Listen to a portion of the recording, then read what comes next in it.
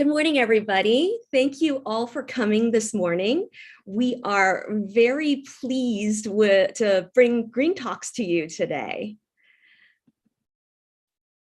I am Allison Lamb, and I am going to change my background because apparently I don't have it. Actually, I might worry about that later.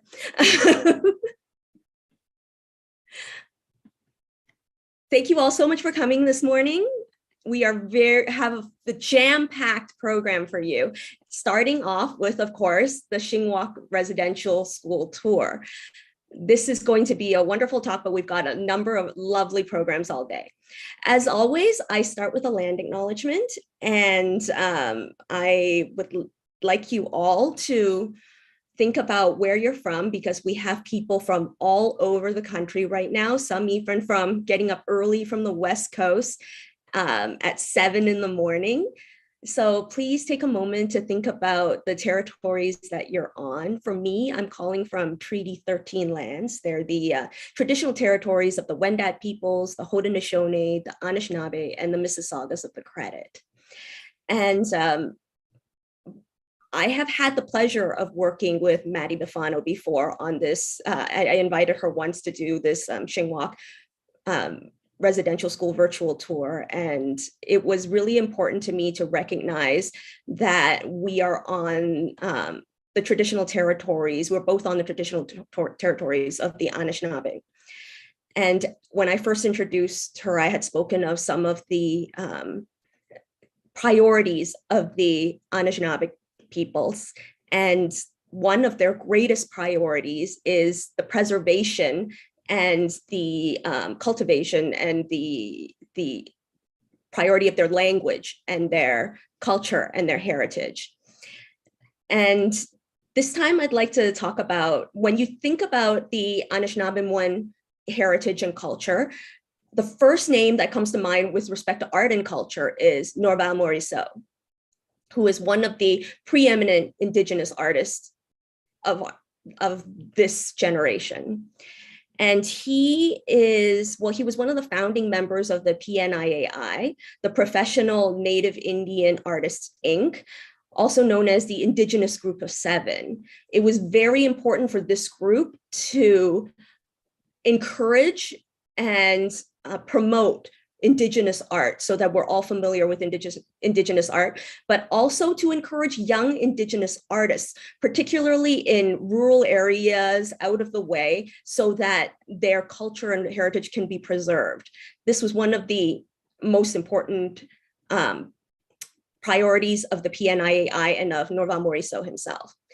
But something that's little known about Morisseau is that, if you recall the Indians of Canada Pavilion at the Expo 67, it was at the time considered as groundbreaking, pivotal, thought-provoking, and embarrassing for the government, because it was the very first time that everything was brought forward, the truth was spoken. So for instance, about residential schools, about the doctrine of discovery, about terra nullius, and this was for all to display. It was Expo 67. And today it is considered to be basically the one example of truth and reconciliation, how we had basically opened the door for the very first time about what the truth is.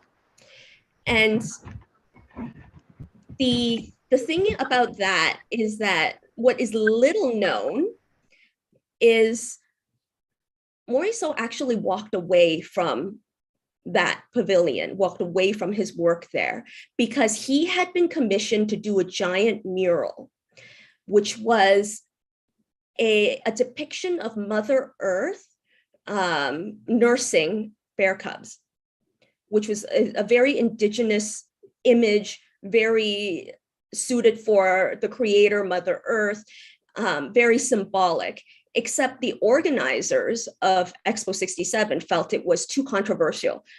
It was supposed to be the truth. It was supposed to embrace Indigenous culture, but they considered this artwork to be too controversial and tried to censor him. And he walked away from it. He never finished it. And yet today, it's a little known fact. It's not a secret per se, but it's a little known fact that he never finished it. That work was finished. It was finished by Carl Ray, but it was completely attributed to him. And to me, it resonated with me because first, he walked away from it to remain true to his Anishinaabe culture. And second, because organizers sought to suppress him and continue to seek to suppress him by not mentioning that he had walked away because he couldn't remain true to his culture and art. So to me, that was profound because we are seeking truth and reconciliation, truth in all its awkwardness, truth in all its shameful past. So it was important to me to bring Maddie here today to speak on residential schools and to take us a tour of Shingwa Residential School and show how their society has embraced truth in order to seek reconciliation. So a little bit more about what we're going to do today. This is going to be a safe space.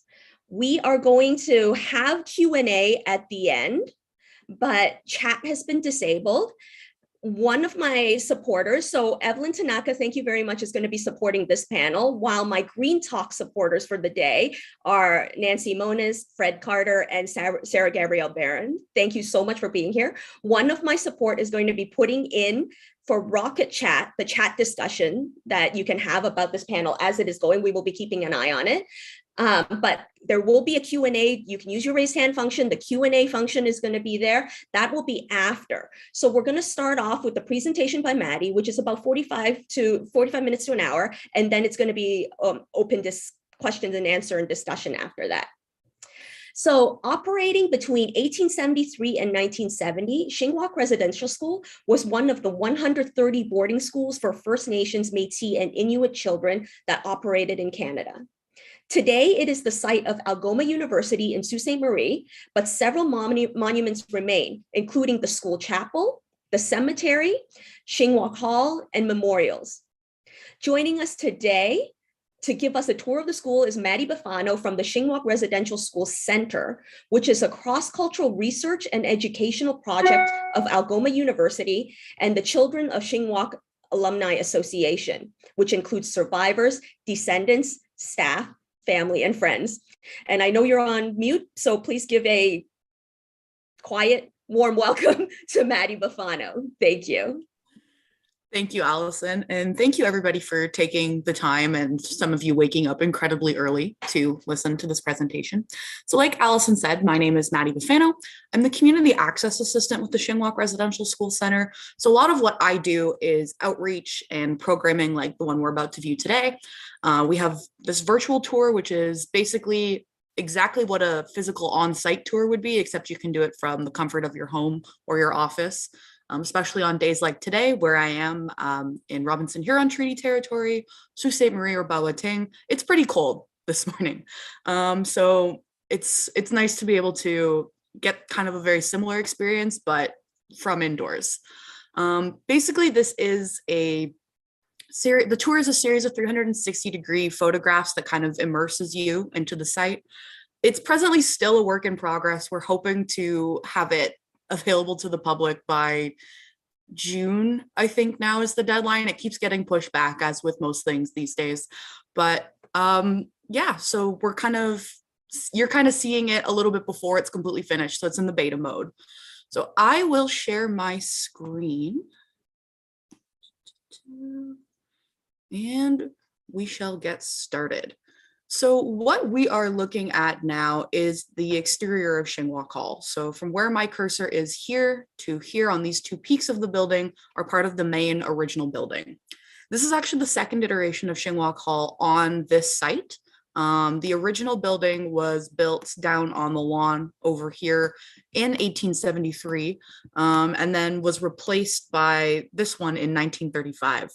If you're looking at the exterior of Shinwok and it looks at all familiar to you, especially since, pardon me, in the news more recently of especially the Kamloops School, this is because Shinwok, along with a handful of other residential schools from the 1920s, 1930s were all designed by the chief architect for the Department of Indian Affairs, and they were meant to look institutional and have a very similar look. So Shinwok itself is shaped like the letter H. There are some that are like shaped like an E or a T or a cross. It really just varied on the size need for the school and as well as the geographical location where they were constructing. Shinwok itself was an Anglican-run residential school. Majority of residential schools were operated by some form of church group. There's records of Catholic, Methodist, Lutheran, and in some cases even Mennonite and Salvation Army run schools, particularly in the West. But Shinwok, being Anglican, was founded by an Anglican minister, and it just kind of continued to follow the Anglican principles until its closure in 1970. If we were to draw a line smack dab down the middle here, you could differentiate the school in the girls' half of the school and the boys' half of the school. Students were kept separate based on gender for the majority of their days. They might share meals together, but classes, work, sleeping, and living were often kept completely separate. Where the windows here on the 4th floor are, they are where the junior and intermediate dormitories would be, and then where the dormers are on the roof, that would have been the 5th floor where the senior dormitory spaces would be. Move a little closer, and I'll angle us up here. So the average and kind of official age of students who were attending Shinwok were between the ages of 5 and 16 years old. Obviously, there's some discrepancies because we've had records of students as young as 2.5 and some as old as 18 into their mid-20s. It just really varied by the student themselves, the principal at the time, and the Indian agent who was in charge of the child. But for the most part, very young children would be arriving at Shinwok. Especially in the 1930s, if you're put yourself in the shoes of a 5-year-old, you kind of be looking at the building from this angle, but it might be the very first time you've seen a building this big, especially if they were coming from remote communities or just had never been taken from their home community before. So in some cases, this might be the first brick building they've seen. It might be the first building more than 2 stories. In some cases, it might even be the first building they've seen with electric lights. So you can imagine how intimidating a building of this stature might be for a child, and this was done with the intention of that. Moving forward here, I'm going to draw our attention to the front doors. So these are actually the original front doors from when the school was constructed in the 1930s. Basically, we've had a few opportunities to replace them, especially a few summers ago. The university was going through efficiency upgrades, just kind of making sure all of the doors and windows and everything were secure, no leaks. But after speaking with the Children of Shinwok Alumni Association, I might refer to them as CSAA from here on out just because it's a mouthful. They felt really strongly that we keep these doors as long as we possibly can. So you can see that the hardware has been replaced in some sections, especially up here with the 2 different opening mechanisms. But for the most part, they're about as original as it gets. And CSA feels so strongly about keeping these doors because the moment they walk through these doors is the moments their lives changed forever.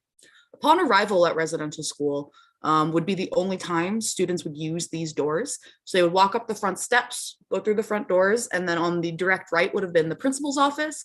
They would get registered in, and then they'd never use the doors again. There's a separate girls' door and a boys' door at the rear of the school, which we'll see later on in the tour. But for the most part, these were only for staff, visitors, clergy members.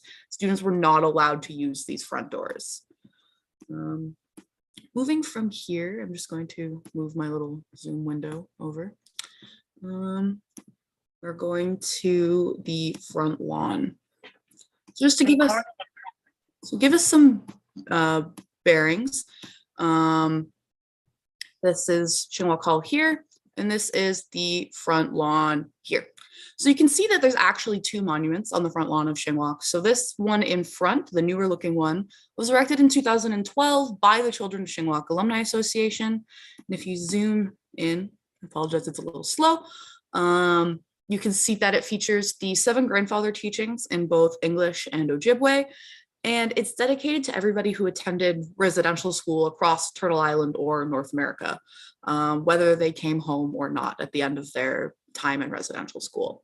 So this monument, you'll notice that it faces the school. So this is done intentionally as a way to kind of say, we are strong, we are resilient. What you tried to do was not successful. And just kind of standing back in the face of colonialism and in the face of adversity, which I think is a really cool and poignant thing to do in a monument. It's just so very subtle, but it also kind of has that subversiveness that if you really think about it, you're like, huh, that's pretty powerful. Its back is also to this monument here. So this one is obviously quite a bit older. It was put up in sometime in the 1930s after the original school on the site was torn down. It's actually made from sandstone from the foundation of that school, and it's dedicated to Reverend E.F. Wilson, who was the founder and the first principal of the Shinwok Residential School. Wilson was an Anglican missionary. He came to Canada via Barnsbury, England, eventually ending up in Huron College in London, Ontario. Completed his missionary training there, and eventually started doing work along the shores of Lake Huron. He started in the Sarnia, Ontario, Walpole Island region and worked his way up along before eventually ending up in the Sault Ste. Marie, Algoma area. Wilson had a vision to build the Shinwok industrial home. So what he saw that being was a place where he could take Indigenous boys from communities where he had made previous connections as a missionary, baptize them as Anglican, give them good Christian names, and then train them in settler trades in order to better assimilate them and better prepare them for the ways society was seeming to shift in his mind. Wilson actually built his first version of the Shinwok industrial home to the east of where Shinwok's site ended up being in Garden River, Ontario, Garden River First Nation. That school was actually open for a grand total of 6 days before it burned down completely to the ground in the night. There were no casualties. The building was a total loss, but it's kind of believed by the people of Garden River that that fire may or may not have been set intentionally. They did not want the school on their land, rightfully so. So the belief is that it may have been an intentional fire. There, however, is no proof or documentation to back this up. It was also in the dead of winter and they were using coal stoves and wood stoves. So accidents do happen, especially in new, potentially improperly built buildings. But that's just kind of the community belief around the area. After the school burnt down, Wilson kind of packed himself up, packed up his family and his 11 children, and went back to Cornwall, Ontario for a little while before securing the land that Shinwok is on today. So he chose this land here for a couple of reasons, but both of those have to do with the proximity to the river. So it's kind of hard to see in the virtual tour, but in behind this building back here is the St. Mary's River. The St. Mary's River connects both Lake Huron and Lake Superior through a system of rapids. It's where Sault Ste. Marie gets its name, Rapids of St. Mary's River. But basically what the thought process was here was if he built the school close enough to the water, if there was another fire, they could very easily have access to the resources they needed to put it out. So at the time of construction, Shinwok home went from about the corner of this monument here over to the driveway here. And the river was actually up where the road was. So it was much closer at that time. So it would have been really easy access in order to put out a fire if, God forbid, one should happen. Another reason he chose for the proximity to the water is the fact that Sault Ste. Marie in the 1800s was so remote, only majority of supplies and people could more easily get up there by boat. It was a lot easier to overland in the winter, but then it's not conducive to construction in a lot of ways. So Sault Ste. Marie had a port, but at the time of Shinwok's construction, Sault Ste. Marie was 10 miles to the west. So it made it a little bit difficult to obtain supplies, especially when there was one kind of scant dirt road into Sault Ste. Marie at that time. So by building a small port and docking system by the water here, new students to the school were able to more easily arrive as well as getting any supplies that they needed. So you wouldn't have to send a porter down into town and then come back again. More about the original Shinwok home on the site. So like I had mentioned, it came from the stone corner here over to the driveway. The entire Shinwok site was 90.5 acres, with 60.5 of those being farmland.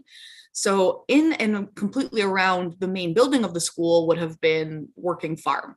So directly in behind and kind of in front, depending on the year, would have been market gardens. So things like cabbage, potatoes, whatever they felt they could grow in order to both sustain themselves at the school and what they could sell at a profit to neighboring communities in order to generate a little bit more revenue. Further back would have been crops like corn and wheat, again for self-sustaining purposes, as well as selling off the bulk majority to, again, generate a little bit more revenue. Especially in the earlier years of the residential school, the government funding was scant. And in a lot of cases, students attending the schools had Sunday schools from their communities sponsor them to attend. So any extra kind of money-making activity that happened was pretty much deemed as necessary in Wilson's eyes. From here, we're going to go back to, before I move us, I should make one point. A lot of times when people see this monument to Wilson, they think, well, why is it still here? Especially since we're living in a time where a lot of monuments and namesakes for problematic historical figures are being taken down, being removed, being renamed. The fact of the matter is that this is because Children of Shinwok Alumni Association want it to be here. The majority of our survivors who attended Shinwok and still work with us today, this monument was on the lawn the entirety of their school experience. And it also gives context to the monument behind it, the newer one, but it really stands as a reminder that, you know, this, while we have, the site itself has moved and transitioned so many times, it still has the memories of what was once here and what happened here still. It's at their behest, we'll keep it as long as we possibly can. And the second they say, hey, no more, then it will go. But for now, it is at their request because the stories I'm telling you today and the information I have all comes from them. So it's honestly a privilege to be able to share this knowledge with you as the way they shared it with me. So we follow in their guidance and they lead the way in a lot of the information dissemination that we have. Where we are in front of now is the Shinwok Chapel or the Bishop Fouquet Memorial Chapel. Bishop Fouquet being the first Anglican bishop in the Anglican Diocese of Algoma. He's actually buried in the cemetery out back, which we will see shortly.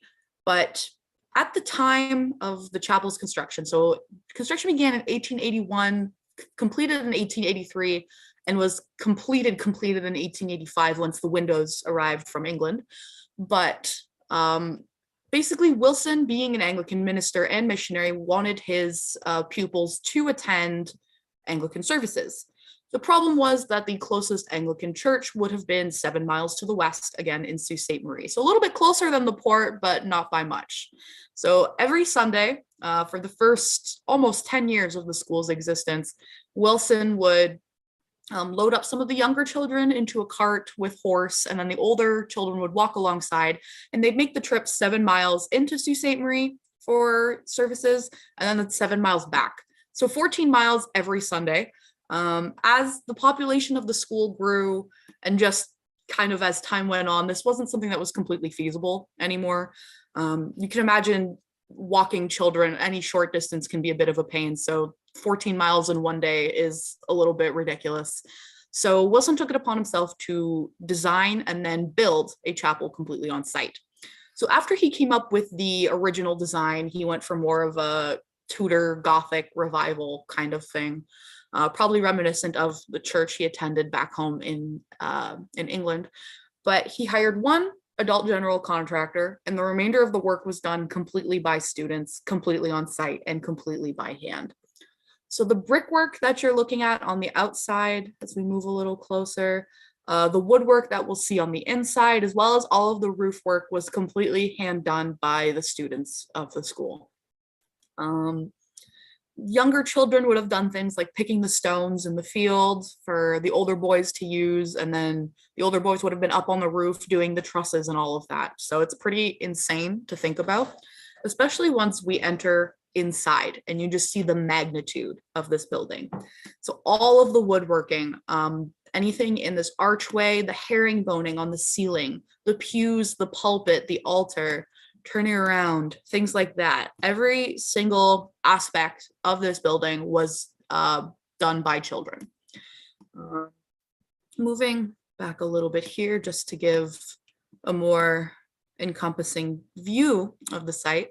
So when a lot of people hear that the students did a lot of this work, they think, wow, like it's incredible. And it's incredible craftsmanship. There's no denying that whatsoever. But they think it's great that the students had these opportunities to develop these skills, to hone these skills and be able to take it on with them after they left residential school. But unfortunately, the fact of the matter is that a lot of students, the skills they learned at residential school were not applicable to their lives beyond that.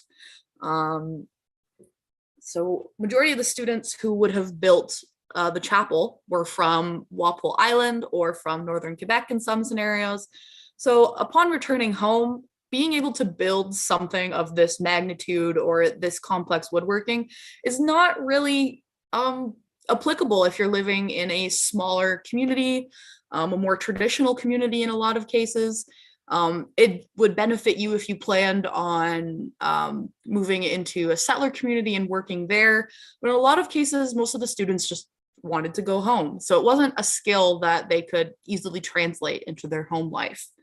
Another example and a little anecdote that I like to use about transferableness of skills from residential school comes from one of the survivors that we work very closely with, Mike Kakaji. Mike is from Missinaibi Cree First Nation, and he kind of part-time resides between Chapleau, Ontario and Sault Ste. Marie, Ontario right now. But Mike, during his time at Shingwok, was tasked with learning how to take care of dairy cattle. So he learned how to milk cows, feed cows, take care of them, things like that. But the problem is Mike is from Chapleau, Ontario. And if anybody is familiar with Chapleau, and if you're not, it's mainly a logging and mining community. The land around it is pretty barren aside from old growth trees and rocks. It's not really conducive to agriculture, and it's definitely not conducive to raising cattle. So upon leaving residential school, Mike, who is in his 80s now, has never touched a cow since. So it just kind of goes to show that a lot of the skills that are supposed to set students up for life that they learned at residential school just were not helpful to them in the slightest. To speak more about the chapel itself, it kind of has a mixed set of emotions surrounding it for a lot of survivors. So on one hand, you have survivors who may have come from families who are already practicing Anglicans.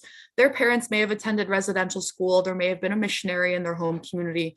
So the Anglican faith may have been something that was already very present and very prominent in their lives. So coming to the chapel could be a connection to home, a connection to faith, a connection to their family, and just kind of a little beacon of hope, right?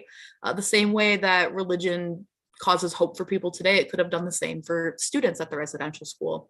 In fact, a lot of the survivors that we work with today are still practicing dedicated Anglicans. So it had that impact in that it was something that was comfortable and something that was familiar. So coming to the chapel could be just kind of a safe space for a lot of survivors. On the other side of that as well, one of our survivors, Irene Barbo, she also said she loved coming to the chapel because it was a chance for her to talk to boys. So a lot of the social aspects of the chapel were pretty great because they were not kept separated by gender in the chapel. They could kind of commingle with their classmates in here because they were being watched by the eyes of God. On the flip side, you have a lot of survivors who also just straight up will not come back into this space. They see it as a place of pain and suffering and trauma, as kind of the very building that stripped them away from their life at home, from their ways of living, their ways of knowing, and their own traditional beliefs. So it really, there's two sides to the coin, and it really does show that no two residential school experiences are exactly the same. People could have attended at the exact same time at the same school, and they could have had very different feelings, emotions, and outcomes. But it's also important to recognize that what survivors feel is very valid regardless of how they feel about something, because at the end of the day, it is their lived experience and we are just here to listen and learn. From the chapel, we'll head to the principal's residence. So where we are standing in front of now is the principal's residence. So then for some bearings, here is the chapel, the monuments on the lawn, Shinwok Hall, and then kind of ending our weird little quadrilateral here, we end up at the principal's residence. If the fascia and the brickwork looks at all familiar to you, it's because it was designed and built at the exact same time as New Shinwok Hall, so it was meant to look very similar. This building and this house was where the principal of the school would live with his wife and children, Anglican ministers being allowed to marry. But for the most part, this is where the principal would stay when they weren't working within the school. And this is where their children would spend the majority of their time while their father was the principal. The principal was always male. There was never really an option for a female principal. So the children would often not interact whatsoever with the children of at the residential school. They wouldn't attend classes with each other. If they were to interact, it would have been probably somewhere out in the field or with the farm work, with the animals, things like that. Most kids love farm animals, so it kind of makes sense for them to end up in the same spaces at the same time. But the children of the principal would either be homeschooled by their mother or by a governess, and then later on would have attended schools that were elsewhere in the community as they kind of came to be. More recently, this was the offices of Shinwok Gagamig, or SKG, Shinwok University, so Algoma University's Indigenous Partner Institution. So with SKG, they did a lot of really awesome cultural and land-based activities. They are in charge of cultural, land-based, and language activities that happen within Algoma University. They facilitate the courses. So what they did in here were things like beadwork nights, Anishinaabe-Moan Pictionary, language practices, pardon me, I am saying that word too many times, Anishinaabe-Moan Bingo. There we go. So just kind of a lot of language learning, language reclamation, cultural reclamation activities happened within this space. So I think that's a really awesome reuse of the space, especially given that it was built to house the person who was in charge of stripping this all away, right? So it's just a really awesome repurposement. SKG has since moved into that building across the street that you might have noticed in the background when I was pointing out the river. Brand new, absolutely beautiful, really much bigger and better space for them to continue doing the amazing work that they do. So all the activities that happen within this house also happen in their brand new building with dedicated space for that, which is really cool. Right now, this is the offices of the Shinwok Education Trust, or SET. SET holds all of the land that this building, SKG, Anna McCrae Public School that we'll see shortly, and Algoma University is on in trust for Indigenous education. So they kind of have the final say as to what gets built where and how on this land, and how it can benefit the Indigenous education process. So SET's kind of the stewards of the land, and they them being in the space is pretty poignant as well. From here, we are going to head to the cemetery. So before we enter the cemetery space, I always feel that it's important to preface that not every residential school may have had a chapel space.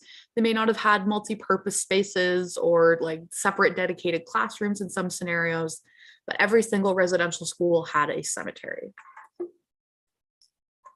Excuse me. So whether it was purpose built into the property or kind of came along afterwards, like the Shinwok one did, every residential school did have a cemetery. So the older part of the cemetery is visible and marked by the stone wall that you can kind of see off in the bush. We'll see it a little bit better once we move into the space. So that came to be in about the late 1870s. So after Shinwok had opened, and then in the 1920s, expansion was required, which is where the chain link fence section comes in here. Opening this here as it slowly loads for me. So this here is a watercolor drawing that was done by Wilson of what the cemetery looked like in about the mid 1880s, so during his tenure here. So you can see kind of his depiction of the stone wall and some of the stones there. And then zooming out once more, And then in 1900, hold on, I do this every single time. You'd think I would have figured it out by now. This is what the main gate and the stone wall ended up looking like here. So you can kind of see some of some wooden markers in the background, as well as the wooden gate. So from here, we'll enter into the cemetery. So looking around, you can kind of see where the majority of the stones are. You can see the chain link fence and then the transition back into the stone fence. So there is 109 recorded burials within the Shinwok Cemetery, with 76-ish minimum belonging to students. As we go through records and find more information, that number can go up at any time, as well as the official burial number.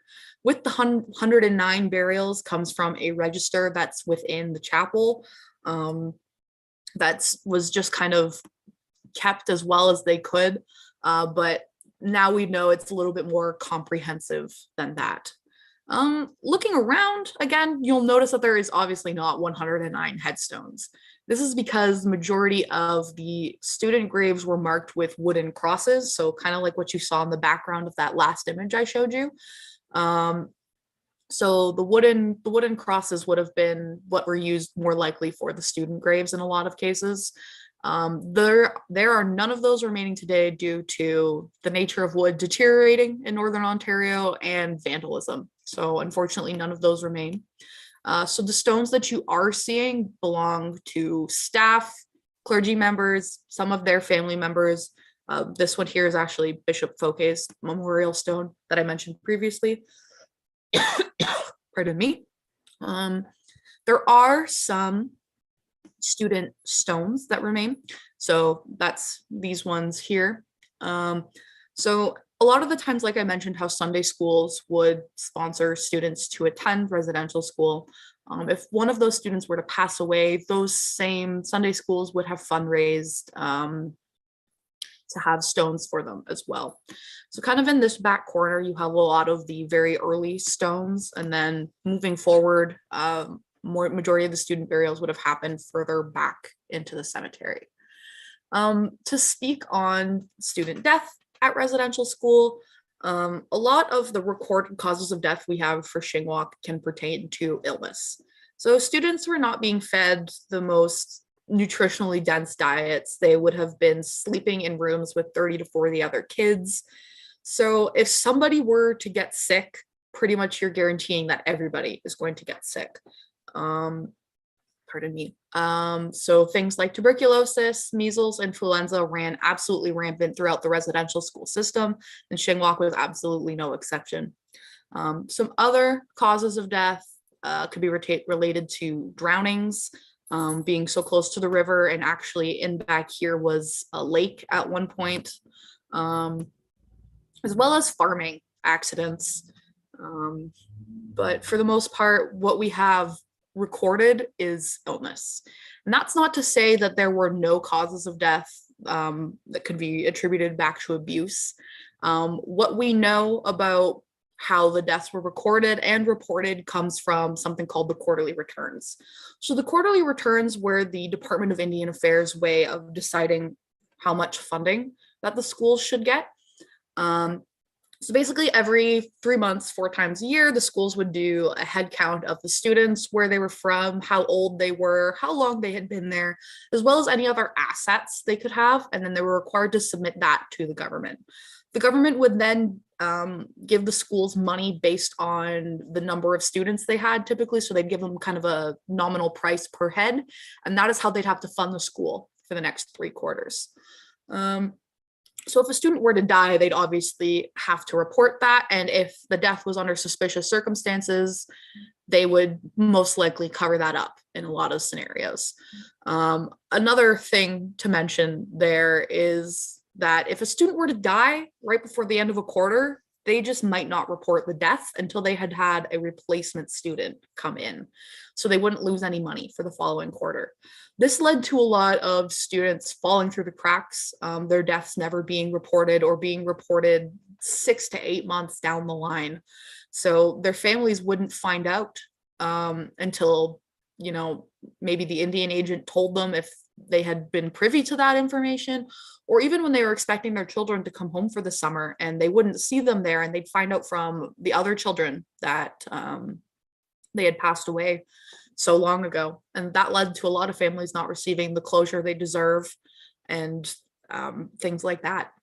So another thing where we're kind of spotty in records is that during World War II, the federal government was going through a paper shortage, mostly due to the fact that majority of the men who were working in mills or in logging operations had gone off to fight.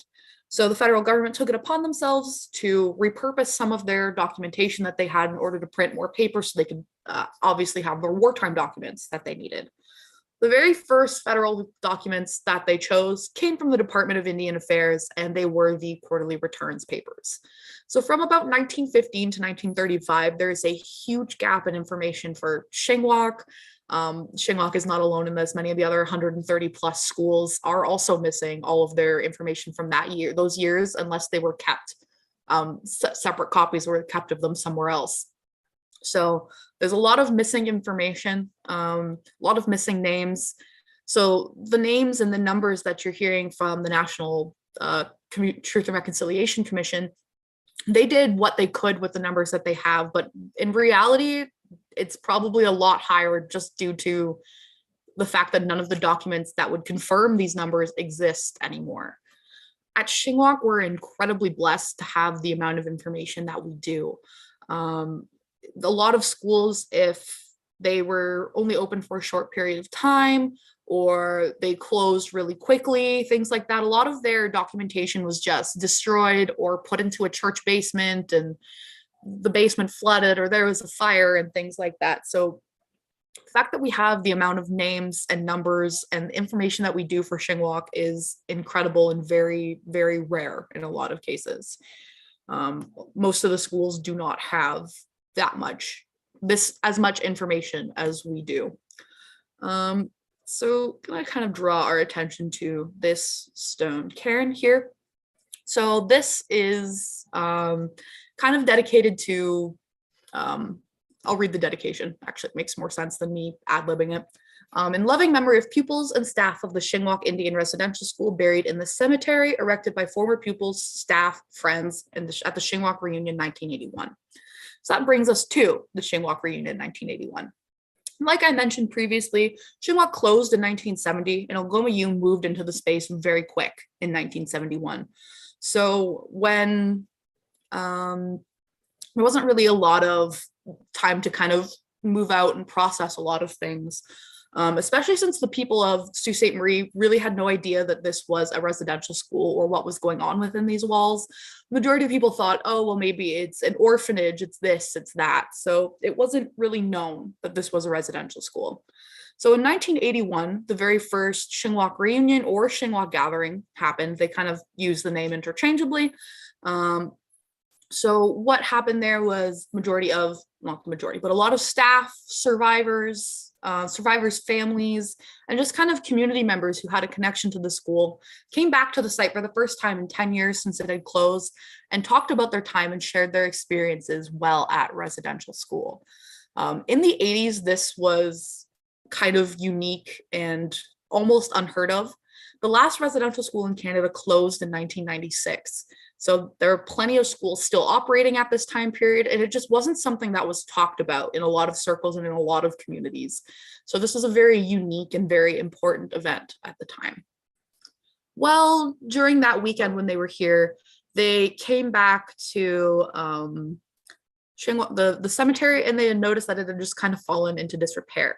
So the stone wall had fallen over, the grass was overgrown, there were down trees, just kind of environmental factors that ended up leading to the cemetery looking not as good as a cemetery should.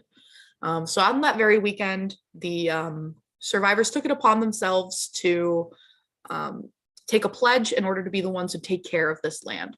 So after a few years of fundraising in 1988, they were actually able to build and dedicate this cairn. So you can see the photos. The photo here is from the 88 dedication. So it went up there. And it's just a way to give family members or people visiting the cemetery who might not know where their loved ones are buried, or their loved one's grave might not be marked. It gives them somewhere to kind of go and visit. And it's a marker that stands for them, whether or not they have a headstone of their own or not. From here, we're going to go back to the farmland. Pardon me again. So we're kind of at the way back of the property here. You can see the spire from Shinwok Hall off in the distance, and the rest of these are Algomayu kind of residence and office buildings. But what we're really going to look at is Animacray Public School here. So in the 1950s, the federal government started what is now known as the integration process. So basically they wanted to do away with slowly starting to remove residential schools.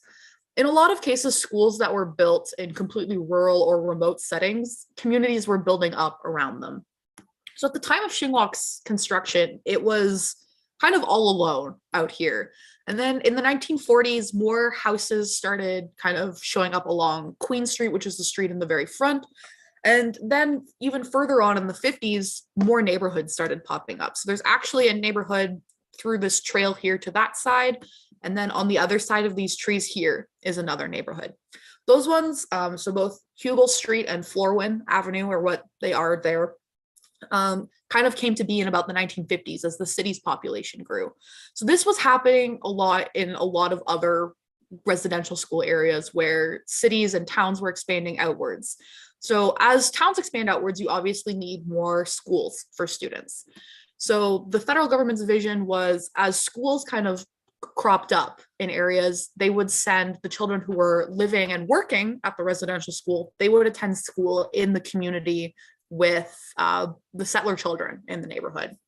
That is where Animacray Public School came to be. So in 1957, this school opened. So a lot of the elementary age children from Shinwok ended up coming here for classes while living and working in the main building back there. So they just walk across the field. As well as in behind there was Sir James Dunn Collegiate and Vocational School. That one was closed and torn down in 2011 or 2010, I think. But at the same time, where the high school age students, they would attend there. So this was not a unique process to Shinwok or Sault Ste. Marie. This happened in residential schools across the country. So from here, I should also probably mention that this is where the farmland. So when I mentioned like the corn and the wheat, all of that was kind of going on in this area. So again, as cities grew closer and groceries and roadways became more accessible, the need to farm wasn't so pressing. The schools didn't need to be self-sustainable because they had had options available to them in order to where they could get their things. So they weren't waiting 6 months for a shipment of wheat to come in from Southern Ontario via the water kind of scenario. From here, we'll head to the back of Shinwok Hall. So we are looking at kind of the rear here. This area here would have been the girls' yard. So where they would have had their recess or their free time. Was identical on the other side for the boys, but right now it is a parking lot. So there's not much to see over there. But moving over here is the exterior of the Shinwok Auditorium. And then this lower half here is where a lot of the female students' work was done. Work at residential school was very divided by gender. So male students would do things like cutting wood, working out in the fields on the farm, carpentry, anything that was deemed more manual labor, more man's work would be done, where female students were participating in a lot more domestic tasks, cooking, cleaning, mending, sewing, laundry, sometimes tending to the younger students if that was necessary. So a lot of that would happen within this area here. The laundry room and the kitchen were actually where these windows are here, where the auditorium is above. So there was, they would come out from the kitchen area and then the food would go upstairs into the auditorium, which is where they ended up eating a lot of the time. Like I mentioned previously, how there's a separate girls' door and boys' door. This is the girls' door here. And from there, we will follow it into the interior of Shinwok Hall. So you kind of it can kind of be assumed that the inside of Shinwok Hall doesn't look as it once was. Now this hallway that would have been mostly classroom space is majority office space. It's obviously been retrofitted to look like any other university in a lot of scenarios, but the building does still hold bits and pieces and memories from when it was solely a residential school. Mainly this little cubbyhole here, which I will be drawing our attention to. So this little crawl space, little cubbyhole here is probably about 2.5 feet wide, maybe 4.5 feet long. It's no bigger than the landing space underneath it. But basically in the 40s and the 50s, the students found they could get into this space. And then they began using it as a safe space. So a place where they could speak their own language without getting in trouble, a place where they could be alone, because it's really hard to be alone when you're sharing a room with 30 to 40 other kids at a time. Just kind of a place where they could feel safe and comforted. Unfortunately, staff members found out about what they were using the space for and flipped it into a space of punishment.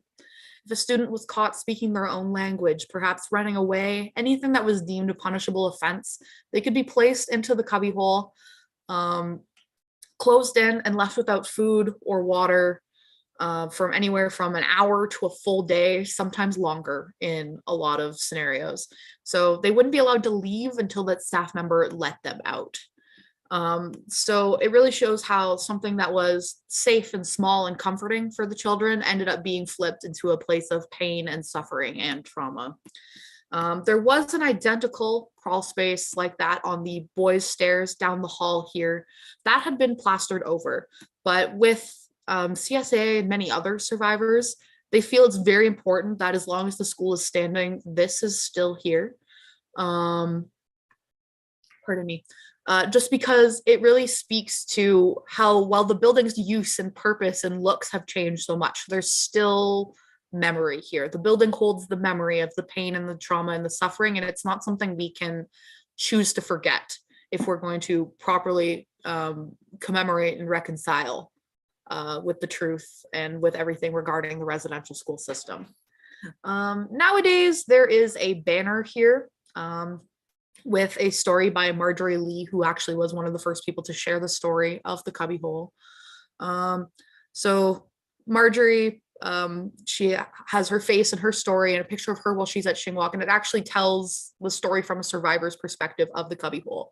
So if you're just kind of in the building and using this hallway for any reason, you know why this is there. You're not just thinking, this is a crawl space. There's labeling and stories and histories that let you know what you are walking by all the time, which is very important. From here, we're going to move to one of our last stops on the tour. So we're in the Reclaiming Shinwok Hall exhibition. So this exhibition, you can see these are the doors from the other side here, kind of came to be in the planning stages in 2012. And in 2018, it finally opened to the public. So it's a joint endeavor between Algomi and the Shinwok Residential School Center, as well as the Children of Shinwok Alumni Association. Everything that's on the walls here, everything that's told in the stories within this space comes directly from CSA. Anything we put up, they had to vet and edited the text like a million times until it was the way that they felt it should be told. So one half of the hallway is kind of a timeline of the school. So talking about the industrial school era, the Shinwok home. So you can see kind of a drawing of what it looked like at the time. Down below, an image of students doing drill in front of it. And then on the opposite side of the wall is the survivor's story and the survivor's perspective. So there's portraits of the survivors throughout the exhibition with quotes and their feelings on residential school and truth and reconciliation and things like that. So they're always kind of right next to each other. So you turn around survivor, turn around story. So they're kind of making sure that the survivors' voices are present throughout the entirety of the exhibition. Also throughout the exhibition are these tintype photographs you can kind of see on the wall here. They are replicas of ones that were taken by the first principal, so by Wilson, as well as featuring write-ups that he did about the students. So these are some of the very first students that he had at Shinwok. Speaking of Wilson, this man with the gigantic beard here, that is him. And this just kind of is a gallery of what the original Shinwok home would have looked like. So you can see classroom spaces, kind of students there. This image down here is actually pretty neat because it features current Shinwok Hall and the old Shinwok home kind of existing on the property at the same time. So this would have been from between winter of 34 and 35, so right before they tore down this building and before they had completely moved into that one. Further moving through the exhibition, kind of see more about life at Shinwok, more tintype photographs. This is Mike, who I mentioned previously. And then it'll take us into what they kind of define it as the residential school era. So Shinwok Hall from 1935 to 1970. So again, photographs of students, of survivors, more tintype photographs, more classroom spaces, just more history and more of what we know about the residential school system. Again, contrast by survivors. So this is actually a pretty nifty one. So Shirley Horn went to Shinwok. She then went to Algoma University as a student, and then she became Algoma U's first chancellor. She finished her term a couple years ago, but Shirley is an incredible woman. Her and all of her sisters also attended Shinwok. And then this kind of wall tells the story of their entangled roots. So Shirley's sisters and their children and their children's children are all connected to Shinwok and Algoma U in some way. A lot of their children ended up coming to Algoma and taking classes here or working here or getting their degrees here, and then it continues on with their grandchildren as well. So it kind of shows the entangled roots of the residential school system and how everybody is connected through that regard. This is Irene, who I mentioned about, getting to talk to boys in church. She is also one of Shirley's sisters. And that takes us to the timeline hallway. This hallway is pretty text heavy, so it unfortunately doesn't translate very well to the virtual tour. As a matter of fact, most of the exhibition is obviously so much more moving and poignant when you can see it in person. So if anybody's ever in Sault Ste. Marie, I highly recommend, as long as the university is open, it's free to visit and you're free to come walk through and look through as well. But this timeline hallway kind of tells the history of the land, the history of the indigenous people in the land before the residential school, kind of post-war 1812, leading up to the residential school era, and then to its closure in the 1970s. So kind of a bit of a timeline there, which then leads us into the most recently completed phase of reclaiming Shinwok Hall, the Vestibule Space. So this space was meant to be a more interactive, what life was like inside the schools kind of area. So you can see that there's a replica Victorian era classroom, areas kind of denoting student work. So farming, one of the trades that they learned on site in the very early years was printmaking, carpentry, more female students work, so sewing and laundry. So we actually have images printed on fabric, and then really cool turn of the century sewing machine. Moving into this section of the vestibule, kind of shows us, so again, kitchen, more female student work. And this is a really good example of what the dorms look like. So how close together they were at all times. So you can imagine that 40 kids crammed into a room at that magnitude there. This is one of the standard issue beds that were given to residential schools for the students to use by the federal government. This one wasn't used in Shinwok, but it is the exact same one as you can see in the photographs there. This little corner was meant to be more of what the schoolwork looked like. So we have actual workbooks and projects that were done by students in this display case. And this gray section, which at the time of photographing was gray, it's been a few years now and it's now fully complete. But this section is for SKG or Shingwa Gagabig, like I mentioned before, to show what modern Indigenous education looks like in contrast to the residential school system. So hopefully one day we'll get to rephotograph for the virtual tour, but for now it is gray, but just know that it is complete and lovely to look at. Moving in to our very last stop on our tour before we head into questions. So this is the Shinwok Auditorium. So in a lot of residential schools that followed this floor plan, this was actually meant to be a chapel space. Because Shinwok already had a chapel on site, this ended up being more multi-purpose. So things like holiday celebrations, school plays, music shows, clubs, sometimes gym activities, things like that happened within this space. So because of that, there tends to be a lot more positive affiliations among survivors with this space. Just because more of the good or the happier memories of their time at residential school happened within here. So it tends to be more positively affiliated by survivors. This space is actually currently under complete construction right now. They're restoring it to about as original as it was during while Shingwok was open. So they're keeping the floors, but they're removing this mezzanine that was added in the 80s, as well as the stage and some of the lighting systems. It's still going to be functional as an auditorium, but its main purpose will be hosting the final phase of reclaiming Shingwok Hall. So that's going to feature a series of removable, movable pods in a lot of areas that talk about settler Indigenous relations across Canada and on a global scale. So from pre-contact all the way up until as recently as last summer, we have topics and things like that.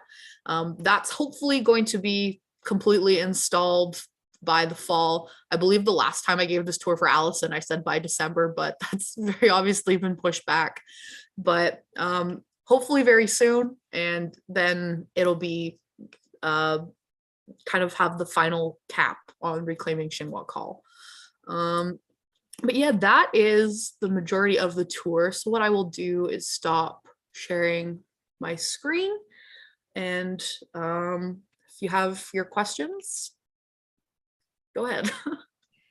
Thank you so much for that, Maddie. I am always so moved when you give this presentation. It's just phenomenal, everything. And I think that, you know, of everybody I know, you make me cry more often than most people. The thing that we are open, by the way, now for question and answer if anybody would like. So if you have a question, you can put it into, or you can raise your hand, you can put it into the Q&A, or you can put it into Rocket Chat. We do have people checking that. There's been a really lively discussion going on in Rocket Chat right now. But I'm going to take advantage of my privilege as moderator, and I'm going to start. And this is a question that I asked you last time as well, about the 2.5-year-old child. Like that was, you know, because we spoke about this before, that really threw me. Could you shed some more light on that? I started talking and I'm still on mute. My bad. But in a lot of scenarios where children that young were taken to residential school, that was at the discretion of the Indian agent. So they, for whatever reason, felt that that child would be better off not in the care of their parents, which in a lot of the cases was not true. Just feeling like they'd be better taken care of while at the residential school, working very similar to the child welfare system and the foster care system here is how they treated the residential school system. So if an Indian agent felt that a child was not well taken care of in the home that they were born into, they would take them to residential school regardless of how young they were. Shingwok has had as 2.5, but in some schools there were infants, just babies who were barely 2-3 months old in a lot of scenarios, just taken from their mothers. And a lot of the times these claims that the children were not well taken care of were completely unjustified.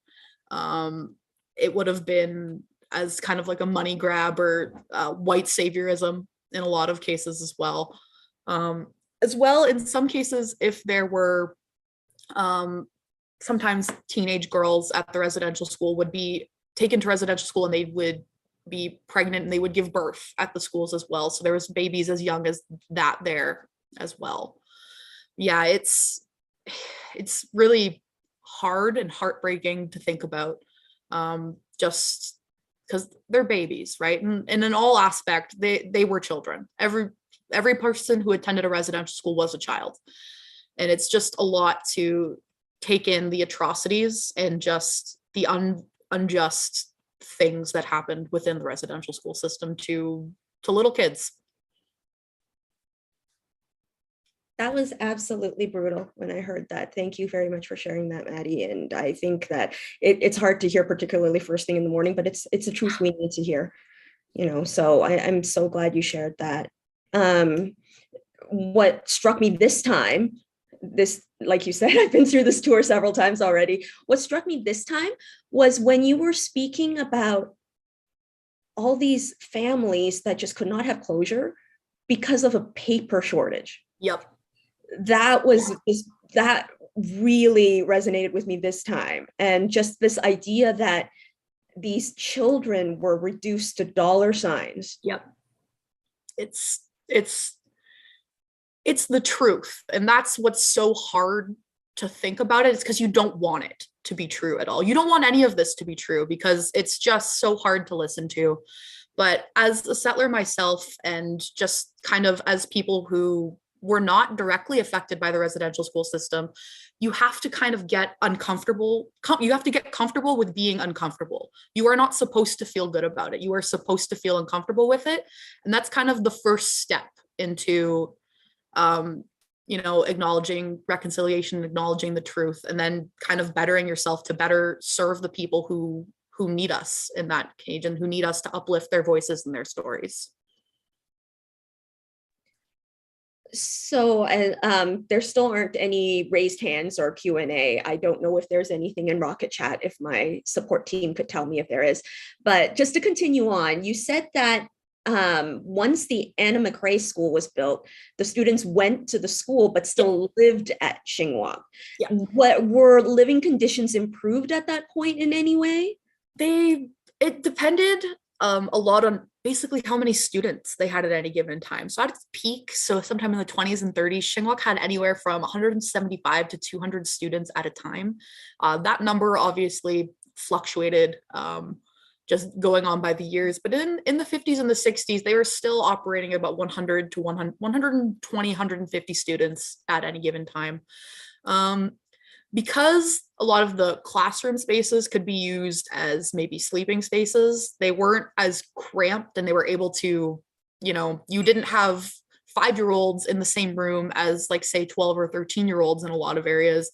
But at the same time, it's still not an ideal situation. There was actually a period of time where they had to do some construction on Anna McRae, and a lot of the classes actually happened at Shinwok.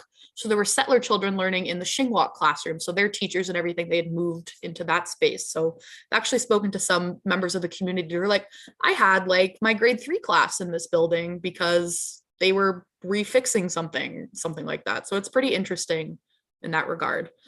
And again, I know that I dumped a ton of information on everybody all at once, and a lot of it can be very upsetting. And it's also very early in the morning on a Saturday for some people. So if you don't have any questions right now, you can reach out to us on our Facebook page or on any of our social media. We're SRSC archives on all of them. So if something comes up to you at that point, like, I will do my best to answer them, because I also am respecting that it can be very hard to process and come up with things right away. Thank you so much for that. People are processing, I'm sure. What you told us is so moving, but I'll continue on just to promote the discussion, because while we have you here, I do have something in the Q&A. So thank you, Maddie and Allison. One thing I was struck by was the restoration of the school. I found that interesting because I wondered, why would the victims of the school be happy about that? So if it helps them, it would be good to know. And actually, that was kind of linked to my question to you too, because you mentioned that they had asked to keep the Wilson Monument. Yeah. And I had heard the same thing about the suggestion by settlers to rescind the Indian Act, and many Indigenous peoples do not want that rescinded. And of course, the the safe space turned into a space of punishment. That is obviously still there and probably still traumatizing for people to see, but it was obviously a request that it be kept. Can you speak a little bit to that?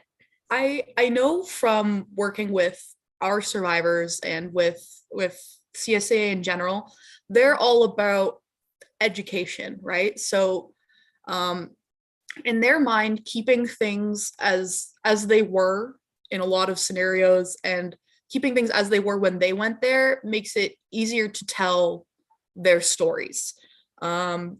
It's just something that I know it varies from community to community. Like I know there's some communities who have just straight up torn down the buildings in a lot of areas, and that is there's no wrong way to deal with things like that. Like if that place is causing so much pain and so much suffering to you as your community as a whole, and you remove it and it feels better about it, then absolutely. Just CSAA itself really wants to kind of emphasize that, like, you know, we can, I don't want to say move on, but I'm trying to think of the better word for it, but just kind of build and learn from the experience, and kind of seeing the place that was the home of so much pain and suffering to them, and have that being transformed into a place where people are learning about it and learning to better their own communities and tell their stories and share everything that way. That's kind of how they see restoring the school, you know, like Algoma University prides itself on being an Indigenous led institution and having cross-cultural education. So just being able to learn from traditional ways of knowing and things like that. So it's just kind of using that space to foster a better environment, kind of focuses in the healing portion, right?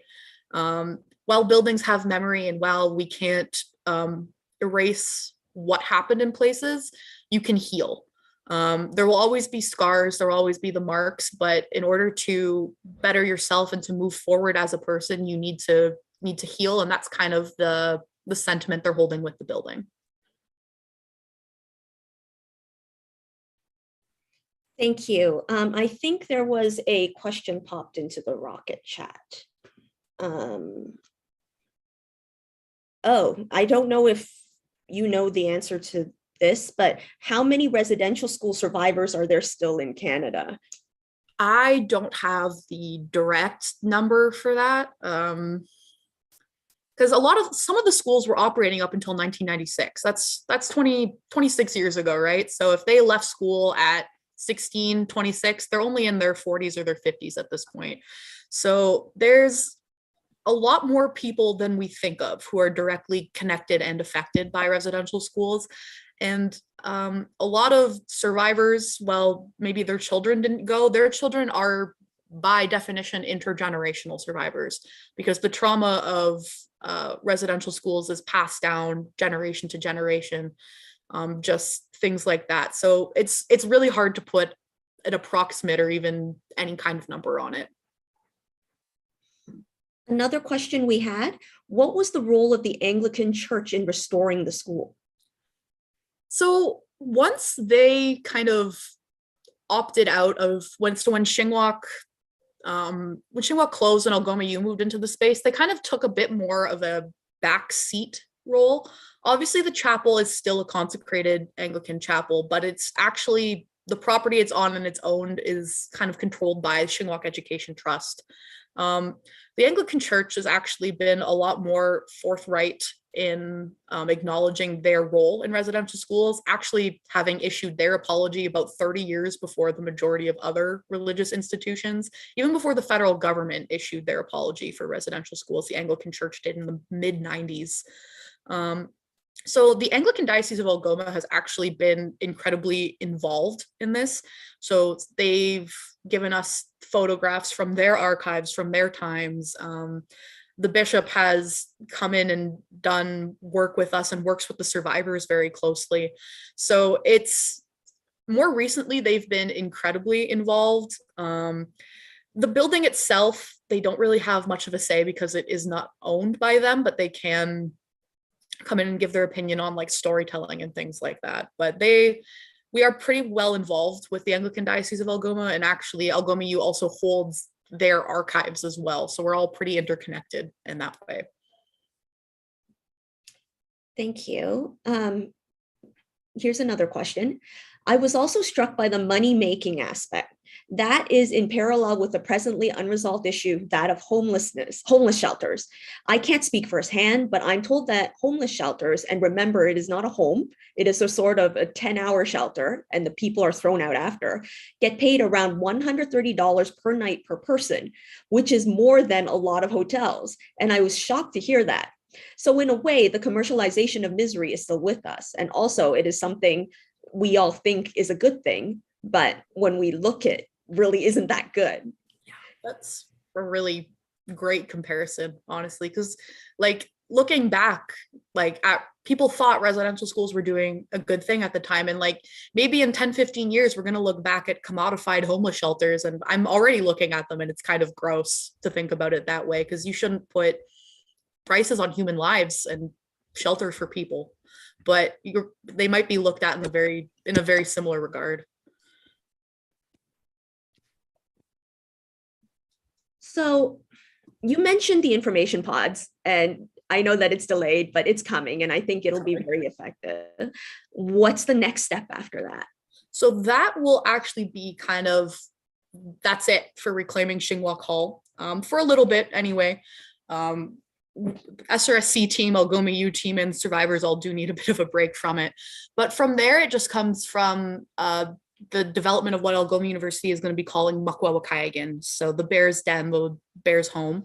So it will be a state-of-the-art archival storage facility, office space, research space pertaining to residential schools, pertaining to just kind of Indigenous culture on a global scale as well.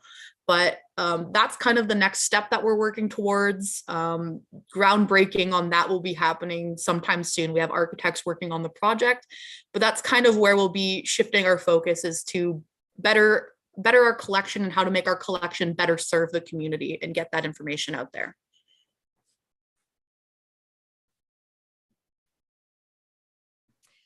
So if there are no other questions, I think that this has been a phenomenal, amazing, incredible tour.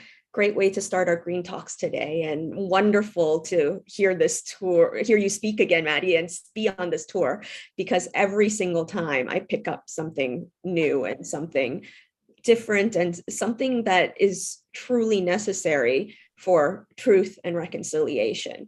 And as you said, the truth is not comfortable. It's not meant to be comfortable. If it's comfortable, we're doing it wrong.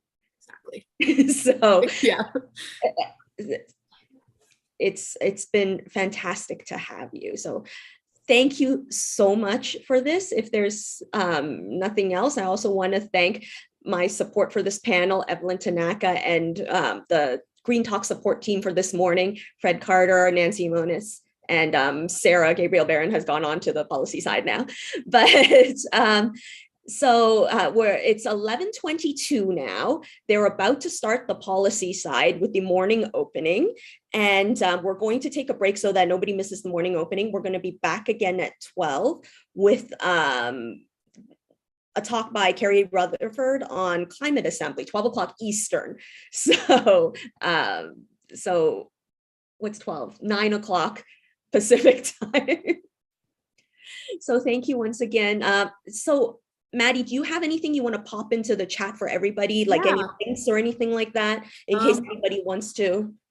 So you just have to make sure that it's to everyone. Yes, doing that right now. So I'm going to throw my email into the chat as well as our general alias. So both of those are there, but if you email either mine or the alias, we can talk more about if anybody has any questions or just anything else that didn't get covered upon that you'd like to know today. We also do tours like this for any size of organization or even just personal interest. We also do in-person ones. So if you email us through there, we can get something set up as well. And I just want to thank everybody for taking the time today to listen. And I hope you all have a really great rest of your day and a really great rest of your weekend. Thank you so much. And for those of you who are going to come back after morning opening and not going to be staying at the policy side, we are going to begin again at 12. Thank you.